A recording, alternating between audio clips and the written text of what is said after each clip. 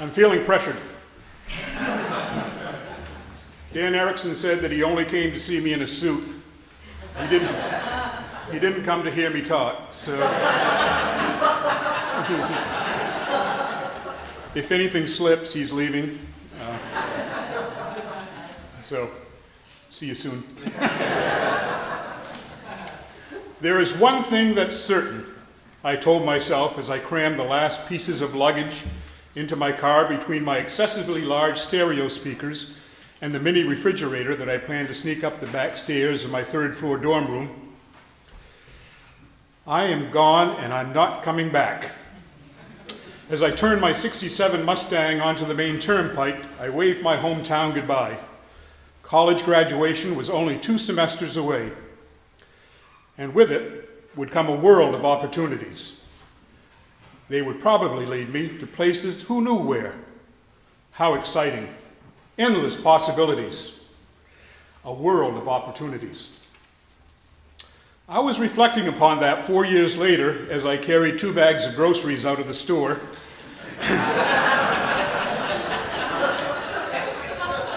And rested them on the trunk of Tad Dow's car as he cleared out a space in the back seat.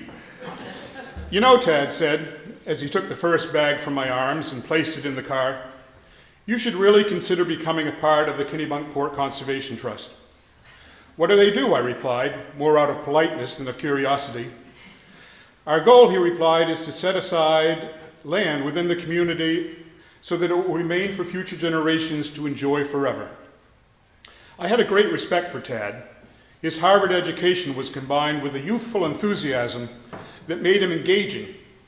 He had the ability to look everyone he talked to in the eye and focus his attention just on them, as though every word that passed through their lips would be the most profound that he would ever hear.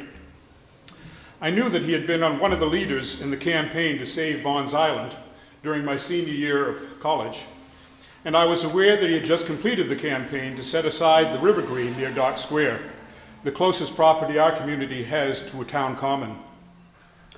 Now he was focusing that attention on me, and frankly, it made me feel really uncomfortable. I shifted my weight from side to side and looked not at him, but off into the distance. I wasn't a thing like Tad. I was a Maine boy through and through. I thought more than I talked, and I kept my emotions pretty close to the vest. The idea of public speaking terrified me, and I had been lectured from childhood to keep any opinions I did have to myself. Strongly expressed beliefs and local business didn't mix, I was told. And indeed, some events in the past had proved it to be a near fatal combination for our small family grocery store. So, what's more, I had very little environmental education and a native's natural unease in dealing with those people, well, from away. Tad certainly knew all of this as he spoke to me that day, but none of it seemed to matter. I think you'd like it, he said as I handed him the second bag. His perceived confidence in my ability to contribute was certainly larger than I had in myself. It led me to ask, how often do you meet? A flicker of light grew in Tad's eyes, as though he had a fish on the hook, and only needed now to reel him in. It's easy, he said. We only meet twice a year. That seemed manageable, I thought, prompting me to ask, and what do you do when you do meet? Tad reeled in a little harder, and the hook was planted deeper. Well, he replied, everyone comes to my house. We have coffee and donuts, talk about the town, and try to keep an eye on the effects of development it's having on it. He closed the back door of his car and looked at me a bit more intently. Would you be interested? I began to squirm. Gosh, Dad, I replied as evasively as possible. I'm awfully busy right now. My wife and I just built a house, and there's lots to do with work and, all that stuff. He smiled. I knew that he knew that I was just a line. How could owning a house or having a job prevent someone from attending 2 meetings a year?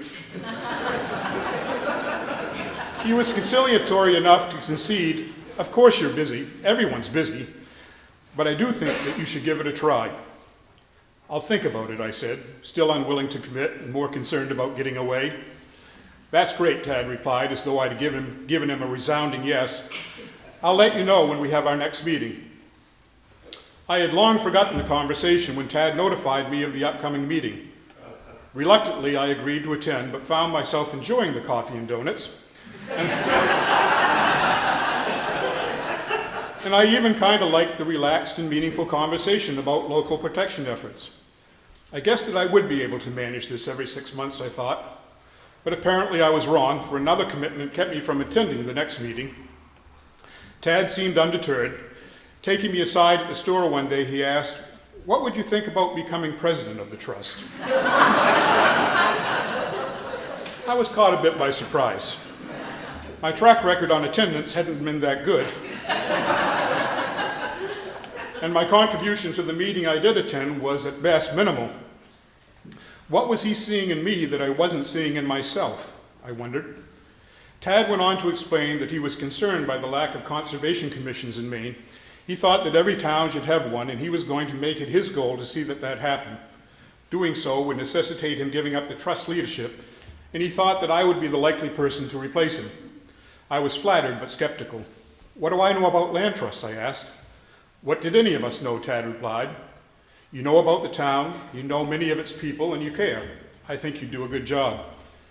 I appreciated his confidence enough to continue, and what would I have to do? Tad thought for just a minute before saying, "Well, as president, you'd do things just as before. You'd call the meetings twice a year, but in the future, you'd be responsible for bringing the coffee and donuts."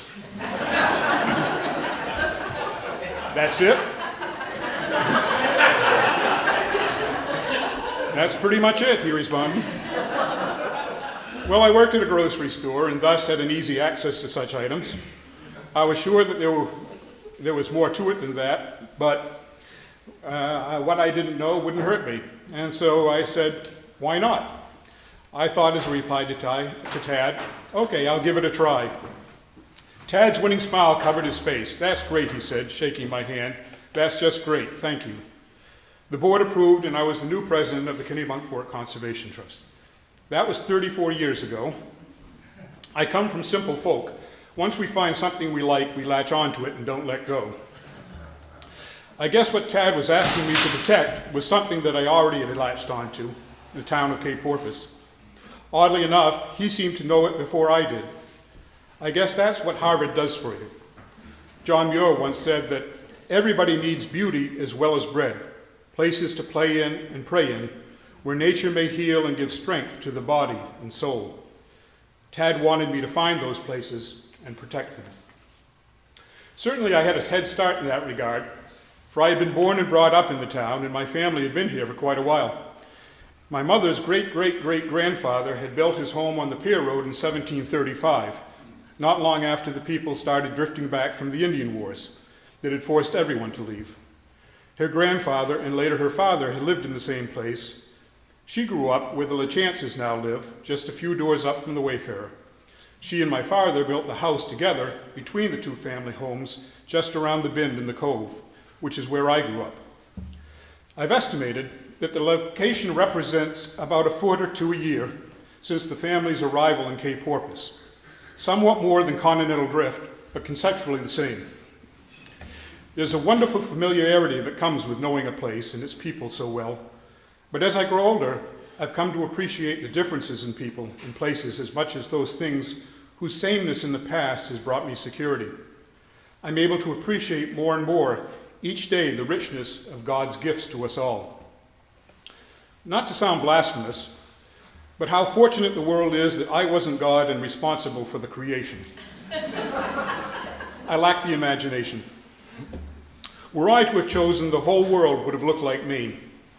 I mean, once you've got it right, why try to improve it? The only dog would have been a golden retriever. All cats would have been yellow. All men would look like Tom Brady. And all women would look like Shirley Bradbury.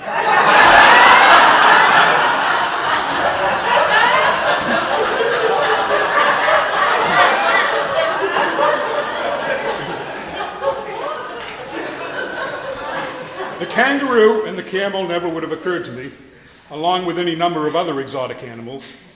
Insects would have been out of the question. In short, my quest for perfection would have taken from the world all that makes it unique, stimulating, joyful, and beauty-filled.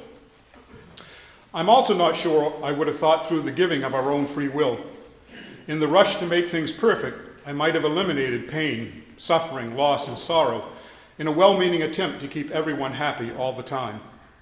But by doing so, no one would have known love and achievement and all those things that give our lives meaning. God had the good sense to give us free will in order to enrich our experiences with the earth and with each other. I vowed that I only would talk in the words of Wendell Berry because he can express his thoughts so much better than me, or for that matter, most people. He put it this way: we are living souls, God's dust and God's breath, acting our parts among other creatures, all made of the same dust and breath as ourselves.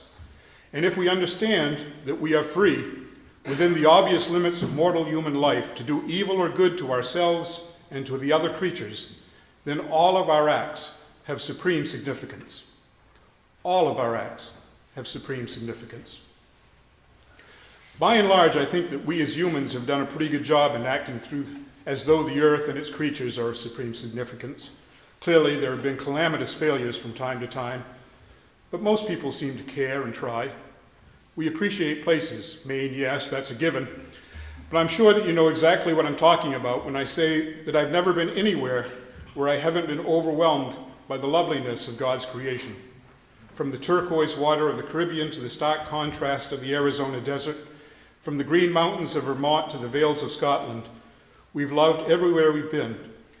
And all of it helps to reinforce the uniqueness of coming home. We've done well with the animal kingdom, too. Some of my friends keep lists to record each species of bird they have seen and will travel far and wide just to get a momentary glance of a bird of a different feather. We work to protect wildlife habitat and often feel more sympathy for a suffering animal than for a person. Who among us doesn't feel uplifted by the sight of a moose at the edge of the field, or a fox or a deer crossing our path? Somehow it grounds us. It reminds us that we are all part of God's plan, all created of the same dust. For some reason, we haven't done quite so well when it comes to each other. The differences we celebrate in the natural world tend to divide us in the civilized world. Black, white, red, yellow, tall, short, fat, skinny, aren't viewed as joyfully or as casually as we treat any other part of the world around us. Why is that? I imagine it's simply the fear of the unknown and the perception of a threat. Not long ago, I read a letter written by a Kennebunkport ship captain from about the time of the 1840s, who said that as a young boy he could remember throwing rocks across the river at those kids from Kennebunk. They were different. I guess threatening, strange, exotic creatures on the other side of the Kennebunk River. Now we email and Facebook and tweet people in every corner of the world on a daily basis. The world is much smaller than it ever was a decade ago. It gives me hope if only we could just accept one basic unifying concept. That is, that we're all facing this one life together, in this one time, traveling on what Buckminster Fuller would call the spaceship Earth. It strikes me that when Christ came down to earth to spread the good word, he cured lepers, but he didn't try to cure all the lepers. He healed the sick, but he didn't heal all of the sick, and he didn't end sickness itself. He didn't end wars or rid the world of the Roman occupation.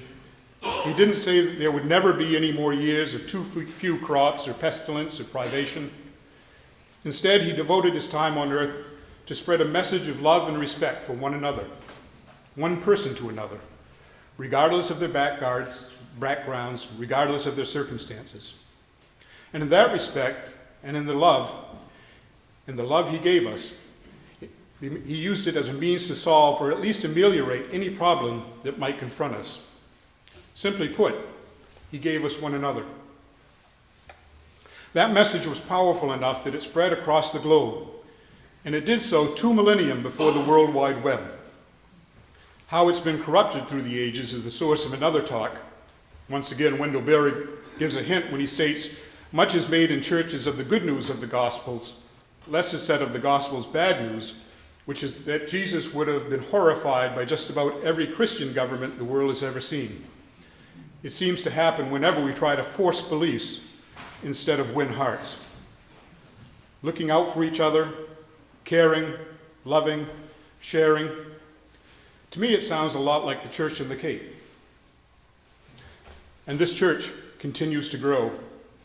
The success of our church is the key to what the success of the greater church could be, in the aid and comfort and support of the individual, one to another, one heart at a time, as together we work to build the community of God. Amen.